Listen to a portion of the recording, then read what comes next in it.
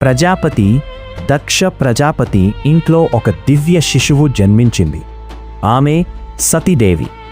చిన్నప్పటి నుంచే సతీదేవికి శివపై అపారమైన భక్తి ఉండేది. కాలం గడిచింది.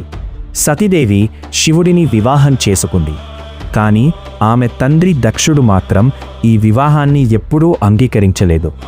ఒకరోజు దక్షుడి ఒక మహాయజ్ఞాన్ని నిర్వహించాడు. అందరూ దేవతలను ఆహ్వానించాడు.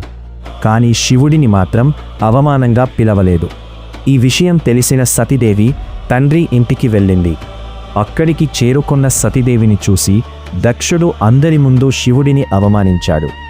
ఆ అవమానాన్ని తట్టుకోలేక సతీదేవి ఇలా చెప్పింది: శివుడిని అవమానించే ఈ శరీరాన్ని నేను ఇక ఉంచలేను. అలా చెప్పి సతీదేవి యజ్ఞ అగ్నిలోకి ప్రవేశించింది. ఈ వార్త విన్న శివుడు తీవ్ర కోపంతో కంపించాడు. ఆ కోపం నుంచి పుట్టిన భయంకర యోధుడు వీరభద్ర. వీరభద్రుడు శివగణాలతో కలిసి దక్ష యజ్ఞపై దాడి చేశాడు. ఆ యజ్ఞాన్ని పూర్తిగా నాశనం చేసి దక్ష ప్రజాపతి తలని నరికివేశాడు. తర్వాత శివుడి కోపం తగ్గింది.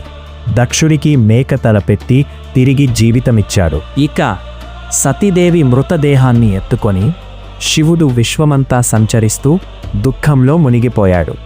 ప్రపంచం నాశనం కాకుండా ఉండేందుకు విష్ణు తన సుదర్శన చక్రాన్ని ప్రయోగించాడు. ఆ చక్రం సతీదేవి శరీరాన్ని అనేక భాగాలుగా చేసింది. ఆ భాగాలు భూమిపై పడిన ప్రతి చోట పవిత్రమైన దేవాలయాలు ఏర్పడ్డాయి. ఆ దేవాలయాలను శక్తిపీఠాసని పిలుస్తారు. శివశక్తి కథ శాశ్వతమైన దివ్య ప్రేమకు నిదర్శనం. అహంకారం ఎప్పుడూ వినాశనానికే దారితీస్తుంది. హర హర మహాదేవ.